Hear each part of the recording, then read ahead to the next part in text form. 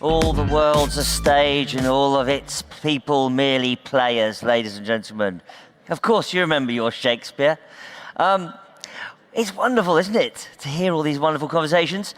But the question is when you get to the size of a company like Atlassian, what do you do? How do you innovate? How do you stay hungry? How do you keep the wheels on? After careers at Microsoft and Meta, Rajeev Rajan joined Atlassian as its CTO last year, and the company has spent the last few years evolving its tech stack and evolving its overall technical strategy. But what's going to happen next? Can they modernize? What are the challenges of such an enormous modern SaaS giant? Well, here to guide that conversation and get under the skin of this company is Jan Kamps from TechCrunch. Give them a round of applause, ladies and gentlemen, and I'll see you in a minute.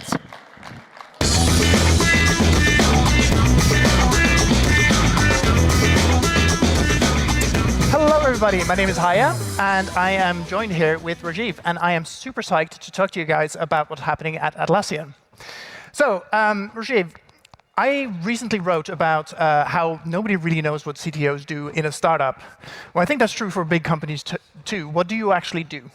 Yeah, that's a great question. So first of all, I'm responsible for all of engineering in Atlassian. All engineering rolls up to me. And so for me, it's like, what is the goal for the company? And the goal for Atlassian is we're a good, strong company, but we want to get to being one of the top tech companies in the world.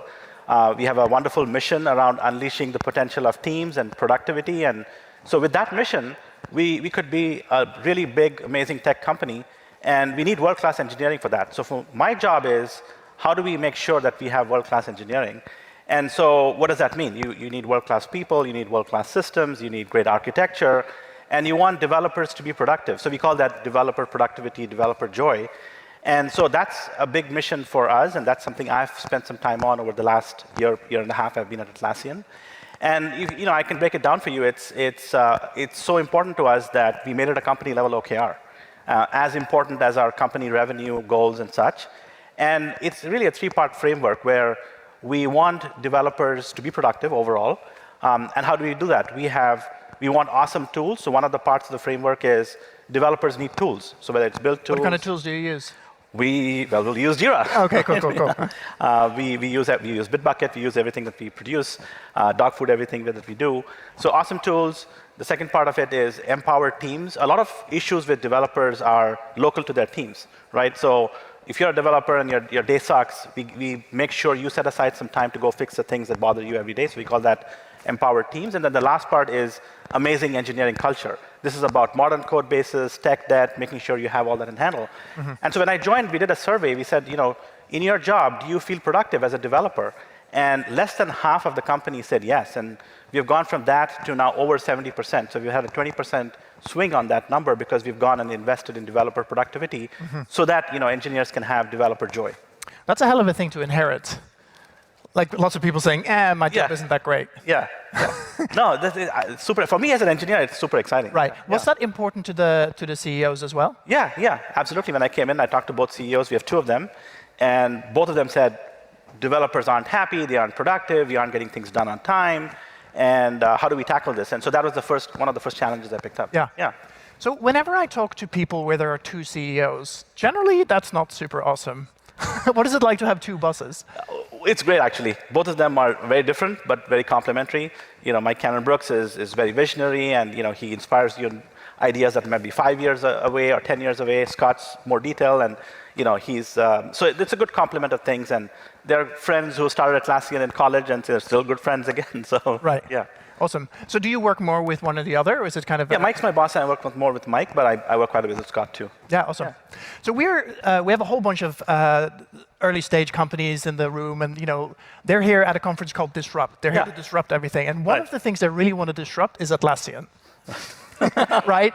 Everybody wants to go after Jira, Trello, Confluence, etc. Yeah. Like, what are you doing to make sure that you keep your lead? So we are a very entrepreneurial company. We're not that old. We're 20 years old, but very startup-y in nature from the roots when Mike and Scott started the company. So we do a lot of things to maintain that scrappy kind of startup-y nature. We do something called Ship Its, which is our hackathon. We do that quite often, where engineers take the whole week off and go and build things. Many of our products came out of those hackathons, and so that's one thing we do.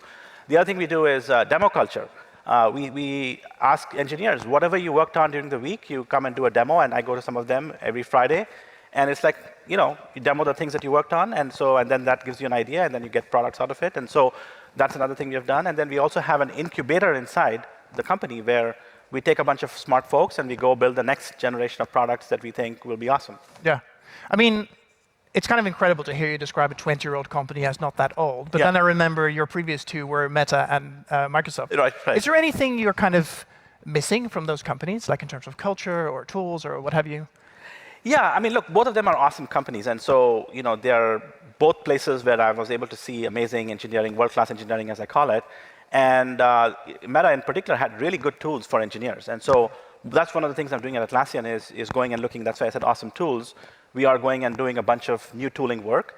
And the nice thing about Atlassian is whatever tools we build, we can actually ship it in our products for engineers for over the world. And so that's something that I'm really excited about. Yeah. Is there something you really don't miss? You're like, thank God I don't have to deal with that anymore? Long silence. Sometimes, I enjoy the fact that we are an enterprise SaaS company and our mission is productivity and unleashing the potential of teams. It's a very fulfilling mission for the world, and so that's really exciting for me. Mm-hmm. Yeah. So when we first started talking about this panel, we're saying like, oh, you've done this move to the cloud, and were you a little late with that? To be honest, yes. I was at Microsoft. I did the cloud. I built Office 365, took Office to the cloud back in the day, and then I went to Meta for 5 years. So when I came to Atlassian, I was like, okay, this is a little late, but we're making a lot of progress. We're doing things like FedRAMP was not on the calendar when I came in, and we got that on the books, and we are making a lot of progress. So yes, a little late relative to maybe Microsoft, but making good progress. Yeah, awesome.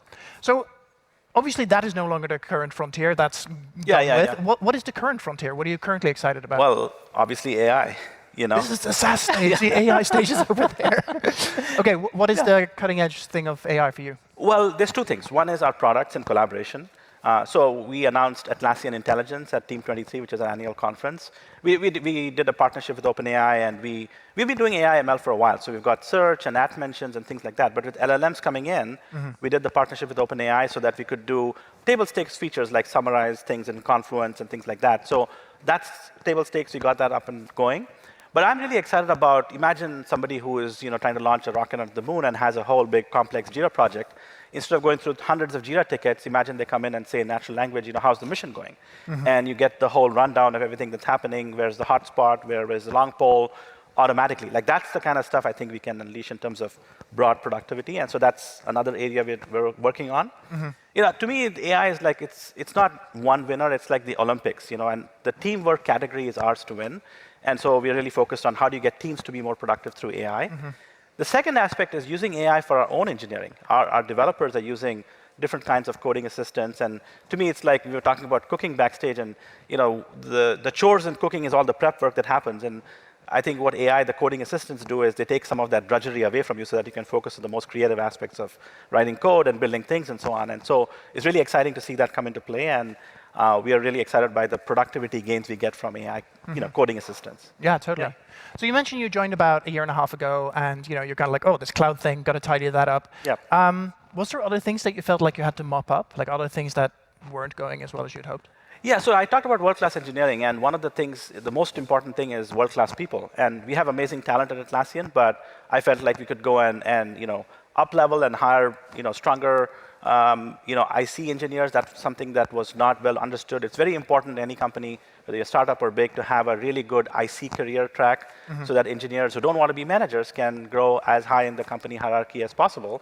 And so we set up a good, pathway there, hired some really strong, distinguished engineers, who can come in and help lead architecture and things like that. And we also up-leveled our recruiting process. It's important when you're hiring to have a good bar, a good interview process, and so we did some things around people. Yeah. I mean, back in March, I think, you shed about 5% of your staff. Was that the people who weren't that good? Or what was the priority there? No, we like every company that went through macro, we had to sit back and look at our priorities. And so we pulled back in a few areas that were not the highest priority. So it was more about what's really not the highest priority for the company and pulling back on some of those things. And so what did you decide to pull back on? Well, obviously we had big recruiting plans and we were hiring a lot of people, but then we decided we're still hiring quite a bit, but not as much as before, and so we didn't need, for example, as many recruiters, and so that was an example of an area where we pulled back a little bit. Yeah. And so where are you going on the gas? You mentioned AI, you mentioned collaborative tools. Is that the main thrust? Well, we also have a lot of new 0-to-1 products. We have a product called Compass, which we offer to companies to be able to do their own developer productivity, and so that we believe there's a future where you can look at components that you have in your company and understand how to build software through components as opposed to like writing code in files and things like that. So we're really excited about Compass. We have Jira Product Discovery, which is for PMs to be able to do stories and things like that and then take it to the next level. And so we are really excited about some of the new innovation we are bringing in. Yeah, totally. So you mentioned that there's, when you joined, there was a little bit of descent in the ranks, shall we say.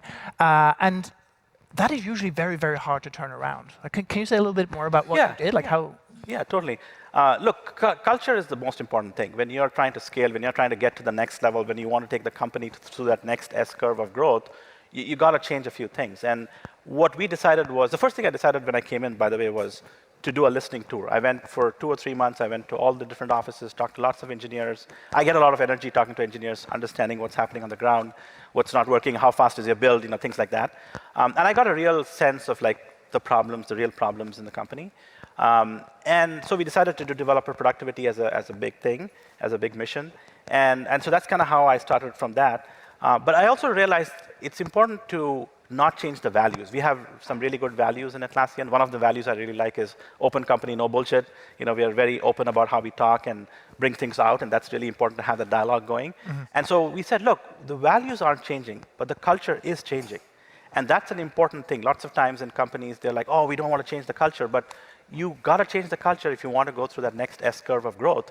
And that's an important conversation to have, because if people feel like they understand that you're explicitly changing the culture to do this or to move faster or whatever it is you're trying to do, or to have better productivity for developers, it's important to be intentional about what that vision is.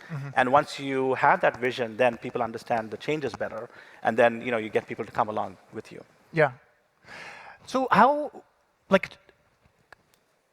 organizations have a lot of inertia. Yeah. Right? Like changing the direction of anything is hard. What was the motivation? How did you drive that? Well, I mean, we were quite honest, starting with Mike and Scott and leadership. We were like, look, Atlassian is a good company, solid company, but we want to take it. We want it to be a top tech company. We wanted to take it, to the next level.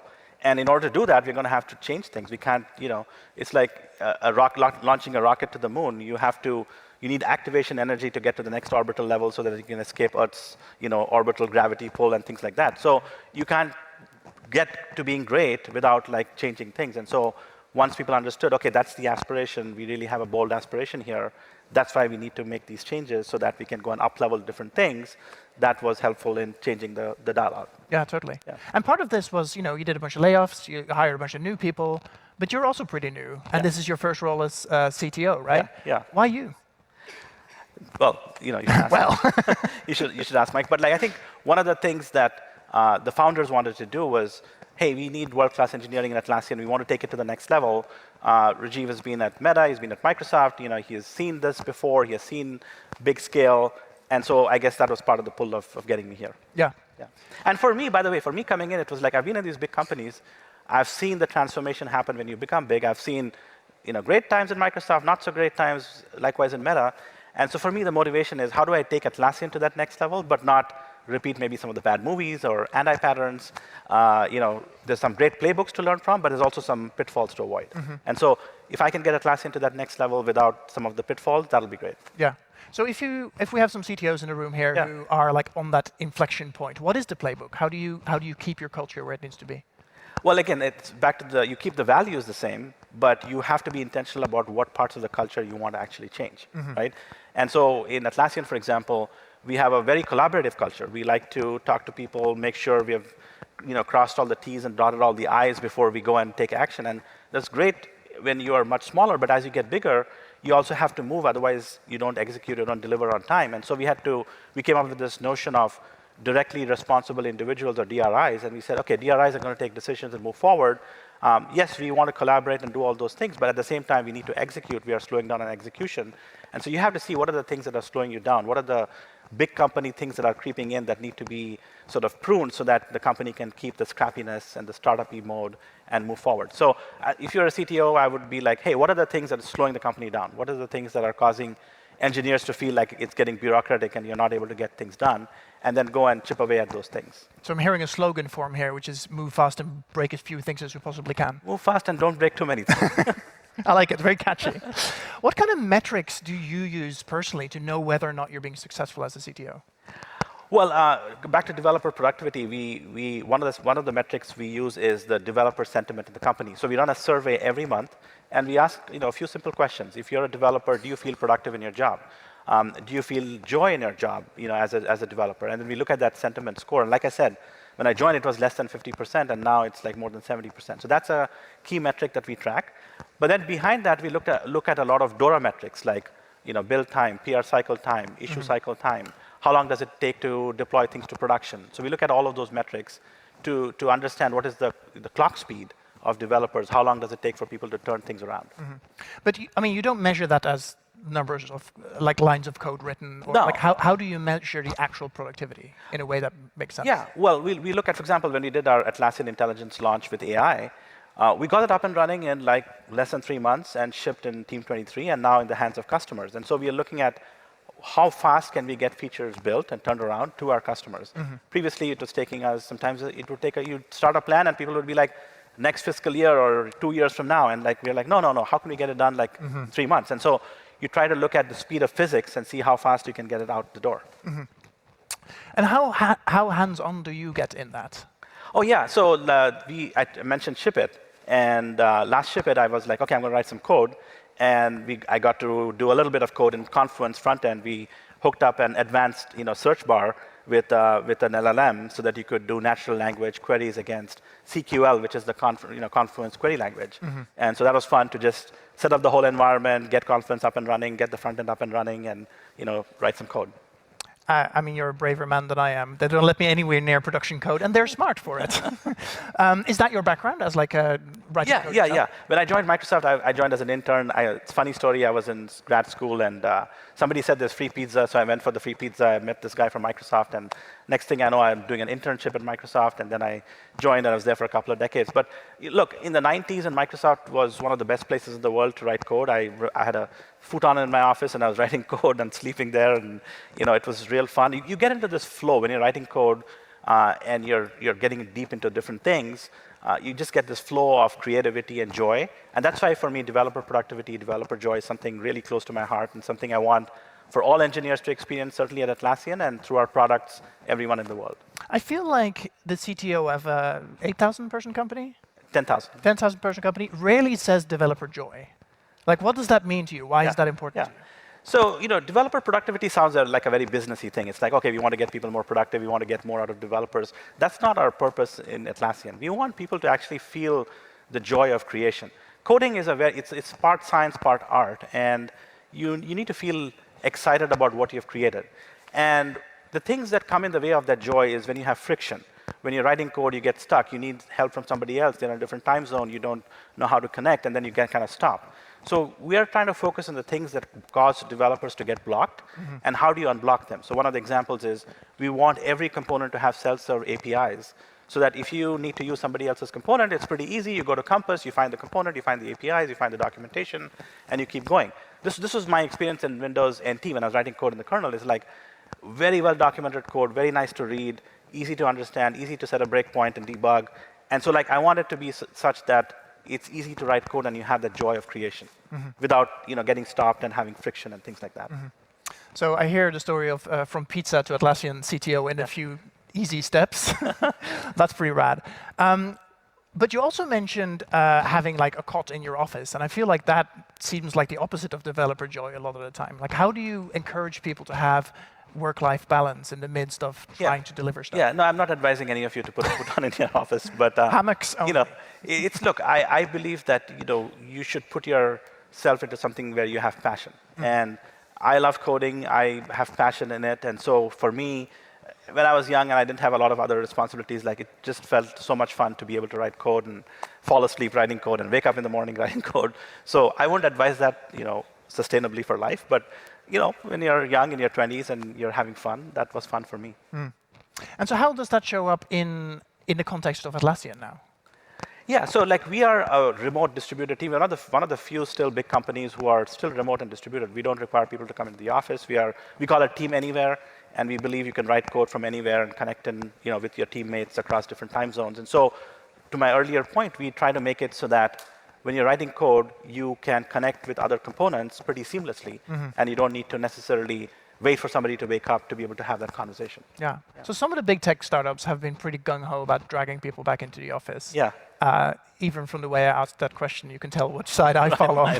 But so there's no plan to actually do that? No, we have no plans to do that. We are completely remote distributed. We do have offices, and we do something called intentional togetherness. So look, the human connection is super important. So that's definitely the case. And so every team, no matter which team you work on, every 3 months you can get together for an offsite. We actually encourage people to do the social connection when you do the offsite so that you get to know everyone on the team, so that when you go back and you connect over Zoom or whatever, you have that connection. And so we use the offices for offsites, but we don't use the offices for you have to come in 3 days a week and do work and that sort of thing. You can work from anywhere you want. And so how's that organized? Do you try and put the teams with people in roughly the same time zone? Yeah. Okay. We have divided the earth into like 6 time zones, and if you have a team of 100 developers, we are like, hey, try to be, Sydney and India or Sydney and US West Coast, so that you have the maximum overlap for that team. Yeah. And is that something that is like designed into how you design the teams, or does it kind of just organically happen? Well, we were very intentional about it. So when we look at our Jira teams or Confluence teams or any of the product teams, we are like, okay, we are not going to have this particular team stretch across 3 different time zones. And so if we had a piece or a component across 3, we would try to move it to one of the other 2 time zones so that we can co-locate. So we did all of this through COVID, by the way. Yeah, no, that makes sense. Yeah. Was COVID the accelerant there, or was that something that was already in the... It was the accelerant. Obviously, everybody woke up and was like, what the hell? And so that was like definitely a moment for the company and the founders, and it was pretty... The founders are very, they think very differently, and they were like, okay, this is how we think the world is going to be, and we sort of went into it, and even as we're coming out of it, we feel like this is how work is going to happen. And we want our software to reflect the remote distributed nature of the world, and we believe that's living it ourselves is the best way to make sure the software works that way. Yeah. So I work with a lot of early stage startups, right? And whenever they do the competition graph, one of your products is very often on there. And it's often in the kind of dinosaur column. Like, how do you fight back against that? Where, like, how do you compete? Yeah, so we look at something called CSAT, and we measure it, and we make sure that we make improvements against it. We have something called JLove, which is a project within Atlassian to make sure there's love for Jira. So we are constantly looking at our UI to see how we go and improve it. We have, just like with Office and Windows, you end up with like a lot of features. It might seem like a lot to a single person, but everybody needs one of those features. If you remember, Microsoft tried to change the Windows UI and remove the start button and so on, and people got upset, right? So it's not like you can go, things that are used by a lot of people are hard to go and change the user interface for. You can't just go and say, oh, we're just going to go and, make everything blue or something like that, right? You have to do it in stages and that sort of thing. So we have a project to go do that, but we're also constantly looking for feedback from customers to see what are the aspects that we can go improve. It's not the easiest thing to go and change overnight. Yeah, of course. And I mean, I imagine part of the challenge is that because it's so many things to so many different people, we're joking backstage about what people use Trello for, but it's like, you can use it for pretty much anything. That's a blessing and a curse. And a curse, yes. Yeah. So what is the hard thing about trying to design a product that keeps being pointed in the right direction? Well, the hard thing is it's used by everybody. Jira is literally used by almost every software team in the world, and so you got to make sure that it does the job that people want it to do. But also, there's lots of new competitors coming in, especially with startups. A lot of startups tend to have fewer needs, and so the question is, can we get a version of Jira that maybe has the right size features for a smaller company, so that as you grow up, you can use the more full-size version. So we are constantly thinking about ways in which we can adjust things for different company sizes. Yeah. Our roots are in SMB. Usually it's a small team. Even if it's an enterprise use case, it's a small team, small department that starts using us. So we are ever mindful of the use case where the small teams are using us and it's easy for people to go use. What would you say if somebody wants to really try and build a company that can kind of stand the test of time? You're 20 years in. Yep. We were just talking about the next 20 years. Yeah. Like, what do you do today if you have a young company to build for the ages? Yeah. So one of the things that Scott and Mike talk about is we want Atlassian to be a 100-year company. So that's a common thing we talk about within the company is we are here for the next 100 years. And so we think long term, you have to really be intentional about your company values. So if I were you, if I were a small company, I would think about what are the values that drive your company. Write it down, and don't just write it as posters on the wall, but like actually live your values. That's something that Atlassian is really known for. If you talk to anybody who works in Atlassian, they'll tell you we actually live our values every day in every meeting, in everything that we do. It's not just a poster on the wall kind of thing. And so having your core values, living it up in the work that you do, in the decisions that you make, that's super important.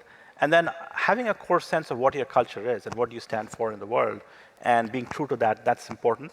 And those are the things that will take you long. And also investing in things like developer productivity. Developer productivity is not like a one-year thing. Mm-hmm. It's a multi-year thing. In fact, it never ends. Even once you get better and better, it's like a treadmill. You have to, just like, you go to the gym every day. You don't stop going to the gym just because you're a little more fit. You have to keep up with it. And so developer productivity is a evergreen and never-ending mission. And you always have to nurture it and take that forward. So figuring out the things that you need for the long term and investing in it, tech debt, architecture, platform thinking, all of that is stuff that you have to consciously work at. You can't just, if you don't work at it, it won't happen, and then you'll be left with a code base that's not really good, and that then causes developers to not feel happy. Yeah. Well, I think ultimately that is what a big part of productivity is. It's keeping the ball rolling. Yeah. Yep. Rajeev, we're out of time. Thank you so much for joining us. Yeah. Thank you all for coming. Thank you.